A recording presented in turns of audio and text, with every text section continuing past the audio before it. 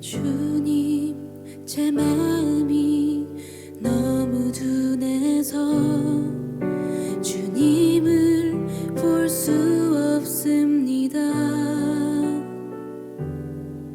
이 땅에 속하여 이 땅만 보다가 주님 손을 놓쳤습니다. 나는 나그네로 왔는데 왜 주저앉게 되었나. 나는 정직인데 언제부터 내 삶의 주인이 되어버렸나.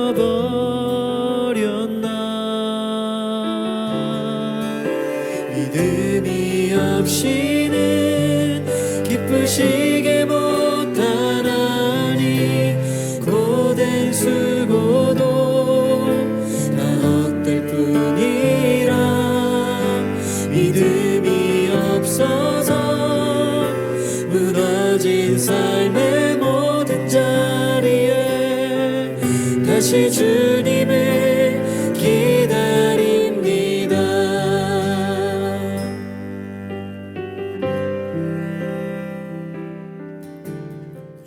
여러분 반갑습니다. 11월 4일 월요일 아침입니다. 우리 지난 금요일까지는 이제 이사야서를 함께 나누었고요. 이번 주부터는 야고보서를 또 함께 나누겠습니다. 몇 장 되지 않기 때문에 이번 주 그리고 다음 주면 끝나지 않겠나 싶은데요. 예. 그래도 한번 우리가 또 야고보서 신약의 한 부분인 야고보서를 통해서 또 우리에게 주시는 하나님의 말씀 함께 나누고자 합니다. 오늘은 야고보서 1장 가운데서 먼저 1절부터 8절까지의 말씀으로 함께 은혜 나눕니다. 1절부터 8절까지 우리 함께 말씀 봉독합시다. 하나님과 주 예수 그리스도의 종 야고보는 흩어져 있는 12지파에게 문안하노라. 내 형제들아, 너희가 여러 가지 시험을 당하거든 온전히 기쁘게 여기라. 이는 너희 믿음의 시련이 인내를 만들어내는 줄 너희가 알미라. 인내를 온전히 이루라. 이는 너희로 온전하고 구비하여 조금도 부족함이 없게 하려 함이라. 너희 중에 누구든지 지혜가 부족하거든 모든 사람에게 후히 주시고 꾸짖지 아니하시는 하나님께 구하라. 그리하면 주시리라. 오직 믿음으로 구하고 조금도 의심하지 말라. 의심하는 자는 마치 바람에 밀려 요동하는 바다 물결 같으니 이런 사람은 무엇이든지 주께 얻기를 생각하지 말라. 두 마음을 품어 모든 일에 정함이 없는 자로다. 아멘. 네, 중심 구절은 4절입니다. 인내를 온전히 이루라. 이는 너희로 온전하고 구비하여 조금도 부족함이 없게 하려 함이라. 네, 그래서 오늘 이 주제 제목은요, 시험, 인내, 기도가 연결되게 하라. 시험, 인내, 기도가 연결되게 하라. 이런 제목으로 함께 나옵니다. 신약 성경에 야고보가 몇 사람이 등장합니다. 근데 이제 우리가 통상 기억하는 것은, 사도 야고보가 있습니다. 이 사람은 이제 사도 요한의 형제인데요. 사도행전 12장에 보면 헤롯이 등장하는데 이제 그것은 헤롯 아그리파 1세라고 보시면 되겠습니다. 이 아그리파 1세가 이제 유대교 신봉자들이죠. 열심을 가지고 있는 사람들의 이제 마음을 얻기 위해서 예루살렘 교회에 이 야고보를 잡아다가 이제 죽여버리는 사건이 일어나죠. 자, 그렇게 해서 일찍 순교합니다. 그 다음에 이제 예수님의 형제 야고보인데요. 요한복음 7장 5절에 보면 마리아와 또 예수님의 그 형제들이 예수님이 이제 이렇게 돌았다. 예? 정상이 아니다. 그래가지고 데리러 오는 장면이 있죠. 그죠? 그때도 함께 있었던 겁니다. 근데, 예수님께서 부활하신 이후에 그렇게 믿고, 따르면서 이제 예루살렘 교회에 베드로와 요한과 또 이 야고보 세 사람이 중요한 그런 역할들을 하게 되어지죠.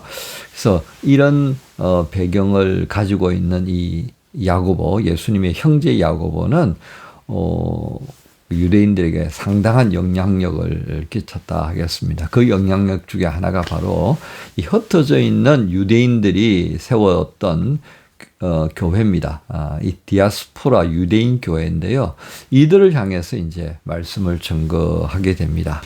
당시에 이 유대 공동체들, 흩어졌던 유대인 공동체들이 가졌던 어려움은 크게 세 가지로 나눌 수가 있다 그래요. 하나는 동족인 유대 교인으로서의 유대인이 있잖아요. 그리고 이 사람들이 이제 개종한 거죠, 사실은. 예수님을 믿겠다. 그리고 이제 교회로 모여든 것인데요. 이 율법으로 살아야 한다라고 하는 이 정통 유대 교회 유대인들로부터 핍박을 참 많이 받았습니다. 변절자 뭐 이런 식이 되었겠죠, 그죠? 자, 그리고 또 두 번째는 공동체 내의 지체들 상호 간의 갈등입니다. 그러니까 성령 강림 이후에 많은 유대인들이 이제 예루살렘으로 왔다가 이제 베드로의 어떤 설교를 듣고 이제 마음에 감동을 받고 함께 머무르게 되었잖아요. 그때 이제 소위 유무상통하는 그런 같이 이제 빵을 먹고 같이 좁은 구석이지만 잠도 자고 그러면서 공동체 생활했던 걸 여러분 기억하실 것입니다. 근데 이제 이러한 생활의 모습들이요, 디아스포라 교회들 속에도 있었다는 겁니다. 왜냐하면 기존에 있던 모든 삶의 질서가 이제 흔들려져 버렸으니까 새로운 삶을 추구하는 그 과정에 나타나는 혼란들이 있었지 않겠습니까? 이제 그런 혼란들을 이제 공동체 생활을 하면서 유무상통하는 그런 생활 방식으로 살아가는데 이게 이제 길어지다 보니까 조금씩 이제 갈등이 생겨나고 서로 비방하고 이런 모습들이 있잖아요. 그죠? 그 사도행전에도 그렇잖아요. 그죠?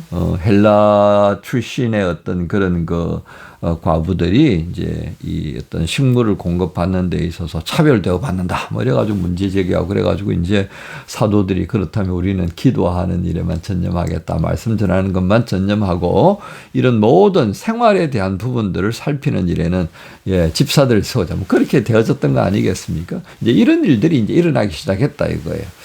세 번째는요, 더 큰 문제인데, 이제 세상과 시간이 가면서 세상과 타협하기 시작하는 겁니다.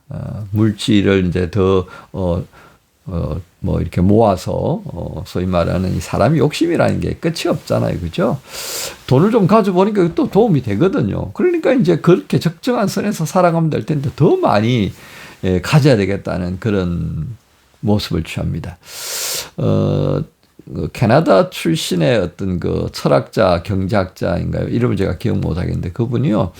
현재의 이 경제적인 어떤 문제를 좀 공평이라는 게 일방적으로 선을 긋는 게 아니라, 부의 한도를 정하자. 그래서 한 14억 정도인가요? 뭐 그런 정도로 선을 긋자, 뭐 이렇게 이제 제시하는 내용을 봤었는데요. 어쨌든 이 탐욕은 또 탐욕을 부르는 것을 보게 됩니다. 이제나 저제나 똑같다는 얘기죠. 자, 그러다 보니까요, 그냥 이 죄에 대해서 스스럼 없이 되는 거예요. 또 뭐 어떤 사람들 그렇게 말하잖아요. 아니, 돈 내가 많이 벌어가지고 잘 쓰면 되죠. 참 희한한 그런 사고가 있습니다. 그죠? 개처럼 벌어서 정성처럼 쓰면 안 되냐. 이게 세상 이야기예요. 세상 이야기. 하나님은 그렇게 말씀 안 하시잖아요. 선하게 벌고 선하게 써야 된다고 하시잖아요. 그죠? 자, 그런 측면에서 이 갈등이 또 세상과의 어떤 그 타협하는 것들이 점점 교회에 이제 스며들어오면서 교회를 타락시켜 가는 거예요. 그런데 또 이 시기에는요, 바울에 의하여서 믿음으로 구원 얻는다라고 하는 이 이신칭의, 그죠? 이게 굉장히 확산되어졌던 시기이기도 했습니다. 그러니까 율법적인 어떤 사고를 대항하기 위해서 이렇게 했었는데 이게 오히려 역효과가 나는 경향성을 보입니다. 즉, 믿음만 있으면 되지 뭐. 믿음 만능주의가 되어버린 거예요. 믿음 만능주의. 이거 우리 한국 교회가 경험했고요. 지금도 그런 모습들이 여전히 남아 있습니다. 그러니까 내가 뭐 생활을 어떻게 하든지 간에 상관없어. 내가 마음에 믿음이 있으면 되지. 이게 구원파가 또 하는 얘기기도 해요. 그죠? 자, 그러니까 이게 막 혼란스럽게 되어버리는 겁니다. 생활 뭐 이거 별로 그렇게 중요치 않은 거죠. 자, 그런 시점에 야고보는 이거 그대로 뒀다가는 큰일 나겠다 싶었던 거죠. 그래서 믿음의 실천적인 면들, 믿음의 열매를 강조하기 시작합니다. 자, 이런 부분들을 이제 강조하다 보니까 때로는 어떤 율법적인 측면이 이렇게 도드라질 때가 있어요. 그죠? 예, 우리가 야고보서를 보면서 함께 확인하겠습니다만. 그런데 그럼에도 불구하고 이 시대적 상황, 교회가 직면하고 있었던 어려운 부분들을 보면 이 야고보의 어떤 그런 그 권면이 의미 있다는 것입니다. 오늘 읽은 본문은 그런 차원에서 세 가지 단어로 우리가 집중할 수 있겠습니다. 그것은 이 디아스포라 유대인 교회들이 겪고 있었던 시험의 문제였습니다. 시련인 거죠. 자, 이 시련이 야고보는 인내로 이어져야 되고 그 인내는 기도로 이어져야 된다는 겁니다. 시련은 그냥 시련이 아니다 이거죠. 우리는 믿음을 가진 사람이기 때문에 이 시련이라는 것을 시련으로 볼 게 아니라 믿음의 눈으로 봐야 된다 이거죠. 믿음의 눈으로. 자, 그렇게 믿음의 눈으로 보면 어떤 상황이 오죠? 와, 이게 이해가 잘 안 되잖아요. 어떻게 해야 되는지 극복할 수 있는 방법이 잘 안 떠오르잖아요. 예. 그러면서 어떻게 돼요? 믿음으로 보니까 이걸 이겨내야 되겠다는 생각은 가지게 됐는데 어떻게 이겨내야 될지 모르니까 그 다음에 어떻게 돼요? 자연스럽게 기도하게 됩니다. 하나님께 간구하게 된다고요. 그래서 오늘 야고보는 여기에 뭐라고 말합니까? 4절에 인내를 온전히 이루라. 이는 너희로 온전하고 구비하여 조금도 부족함이 없게 하려 함이라. 5절에 너희 중에 누구든지 지혜가 부족하거든 모든 사람에게 후히 주시고 꾸짖지 아니하시는 하나님께 구하라 이거죠. 그러니까 믿음으로 보게 되는 이 시련은 인내를 유발시키고 인내를 위해서 우리는 기도할 수밖에 없다. 기도하면 하나님께서는 우리에게 결코 꾸짖고 업신여기고 그러신 분이 아니다 이거죠. 언제나 우리에게 그 기도를 들으시면서 후하게 채워주시는 분이다. 그런데 너희가 지금 응답이 없다고 말하는 이들이 있어. 근데 응답이 없는 이유가 뭔 줄 알아? 너희들에게 두 마음이 있기 때문이야. 기도하면서 의심하고 그러면 안 되는 거 뻔히 알지 않느냐. 그래서 이렇게 말씀하시죠. 7절에 이런 사람은 무엇이든지 죽게 얻기를 생각하지 마라. 그러니까 믿음으로 구했으면 맡기라 이거예요. 믿음으로 간구했으면 그거 나머지는 하나님이 하실 일이다 이거예요. 믿음으로 구했으니까 하나님께서 너희의 믿음의 그 열매를 반드시 얻게 해 주실 분이다 겁니다. 그래서 8절에 두 마음을 품어 모든 일에 정함이 없는 자다. 정함이 왔다 갔다. 하나님이 너 왔다 갔다 하는 마음이 어떻게 박자 맞추냐. 그렇게도 말할 수 있겠습니다. 자, 오늘 말씀의 결론입니다. 시험을 시험으로 보지 말고요. 시험을 믿음의 눈으로 보라. 그러면 믿음의 눈으로 보니까 이건 내가 이겨내야 될 부분이야. 그런데 이겨낼 힘이 없어. 지혜가 없어. 그러니까 도움이 되시는 하나님께 기도하게 하는 거다. 우리가 출애굽할 때 배웠잖아요. 그죠? 고난은 뭘 위한 거죠? 기도하는 겁니다. 기도하면요. 은혜가 있는 거죠. 그 은혜는 누구를 통해서요? 사람을 통해서 주신다. 우리가 배웠잖아요. 그죠? 이 원리를 야고보가 또 한번 확인시켜 주는 겁니다. 여러분 오늘 야고보의 증거를 통하여서 오늘 월요일을 시작한 우리의 마음이 어떠해야 하겠습니까? 분명하죠. 어려움이 또 많을 수 있는 한 주간입니다. 어떤 어려움이 있을지 우리가 어떻게 알아요? 그런데 이 어려움이 올 때마다 믿음의 눈으로 보자 이거예요. 믿음의 눈으로. 그리고 우왕좌왕할 것이 아니라 믿음으로 기도했다면 그 기도를 들어주시는 하나님께 의탁하고 가는 거죠. 오늘 우왕좌왕하는 자인지 아니면 마음을 딱 정하고 기도하면서 하나님께 의탁하는 자인지 돌아보라는 음성을 여러분 오늘 이 야고보를 통해서 우리에게 주십니다. 이 음성을 듣게 되었다면 여러분 감사하십시다. 그리고 그 음성을 들려주신 주님께 맡겨드리십시다. 맡겨드리는 여러분에게 하나님께서 가장 복된 은혜로 채워주실 줄로 믿습니다. 이 믿음으로 오늘 월요일을 시작한 여러분 모두를 우리 주님 예수님의 이름으로 축복합니다. 주님 감사합니다.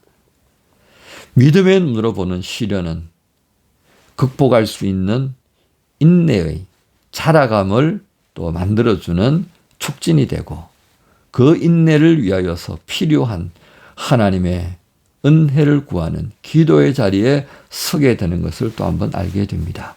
주님, 오늘 야고보를 통해서 우리가 이렇게 믿음으로 시련을 바라보고 믿음으로 인내하게 하시는, 믿음으로 응답하시는 하나님께 더 집중할 수 있는 복된 하루 되게 하여 주옵소서. 이루실 줄 믿고 감사드리며 예수님의 이름으로 기도합니다.